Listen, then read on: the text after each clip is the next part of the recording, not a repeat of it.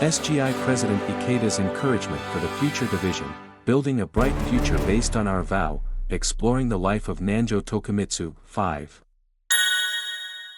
Forging an unshakable self. The stars have a path they follow through the heavens, and the tides have a path they follow through the vast ocean.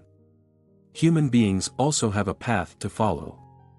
Nichiren Buddhism sets forth an unerring path of life for all people. I first met my mentor, 2nd Soka Gakkai President Josei Toda, on August 14, 1947, when I was 19. I had been invited to a discussion meeting, where I asked him, "What is the correct way to live?" Mr. Toda thoughtfully and sincerely replied to this question from a youth he was meeting for the first time. As a young person looking for a path to follow in that tumultuous period after World War II, I intuitively felt that Mr. Toda was someone I could trust. I was deeply impressed by the fact that for 2 years during the war, he had been imprisoned by the Japanese militarist authorities for his beliefs, which he refused to recant. 10 days after our first encounter, on August 24, 1947, I began practicing Nichiren Buddhism.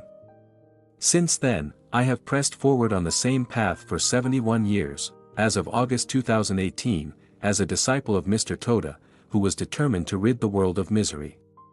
The path of justice, while filled with struggles, is a noble one.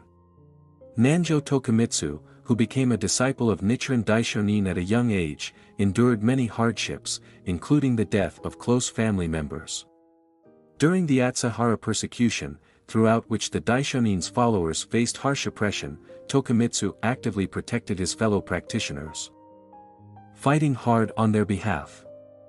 In this installment, let's study the following passage from a letter the Daishonin wrote to Tokimitsu at that time. A waterfall called the Dragon Gate exists in China.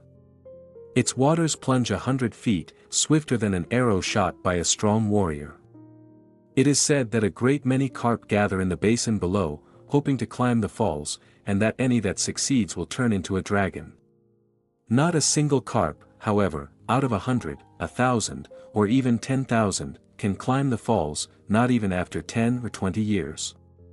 The Dragon Gate is said to be a waterfall found along the reaches of the Yellow River in China, and legend has it that any carp that manages to reach the top of the waterfall turns into a dragon.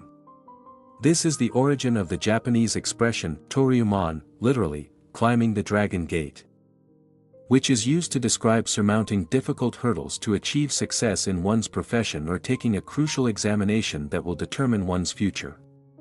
According to the tale, the waterfall's powerful current pushes most of the carp back downstream. Some are caught by fishermen or eaten by birds as they attempt the difficult task of climbing the falls. The Daishonin is saying that the path to attaining Buddhahood is like the carp trying to climb the Dragon Gate to become dragons. It's just as daunting and fraught with numerous hardships. He then declares, "My wish is that all my disciples make a great vow." In this way, the Daishonin engraves in the life of young Tokimitsu the importance of continuing to dedicate our lives to the supremely noble vow of realizing kosen-rufu. No matter what adversities we may face, there is no challenge that young people dedicated to truth and justice cannot overcome. Nichiren Buddhism brims with absolute trust in the power and potential of young people. Tokimitsu responded to his mentor's trust with his entire being. A person firmly committed to what is right is unshakable. Dr. Joseph Rotblat, for whom I have the highest admiration, is an example of such an individual. Dr. Rotblat was born in Poland, which was scarred by 2 great wars in the 20th century. In World War I, his family lost everything and was forced to suffer hunger and illness. From this experience, Dr. Rotblat engraved in his heart that war was the most evil of all human activities, and he made the determination to use science to create a world in which war was unnecessary and where people's hardships would be alleviated, and happiness would be universal. Dr. Rotblat also tragically lost his wife in the Holocaust during World War II. As a nuclear physicist, Dr. Rotblat was invited to take part in the Manhattan Project, an American program to develop the first nuclear weapon to counter similar efforts being undertaken by Nazi Germany. When it became clear that the Nazis were no longer pursuing this aim, however, Dr. Rotblat decided to leave the Manhattan Project. He was the only member to do so. He was subsequently accused of being a Soviet spy, and subjected to vicious rumors and defamation. Nevertheless, he stood up courageously for the cause of eliminating all nuclear weapons. Eventually, he founded the Pugwash Conferences on Science and World Affairs, a body of scientists dedicated to peace and disarmament, and he remained committed to this endeavor for the rest of his life. In 1995, Dr. Rotblat and the Pugwash Conferences received the Nobel Peace Prize. The SGI, too, has been working with the Pugwash Conferences in many countries worldwide to help eliminate nuclear weapons. How was Dr. Rotblat able to continue his efforts for peace for 6 decades? He says, "I believe, more than anything, in the goodness of human beings. Human beings possess infinite good-heartedness.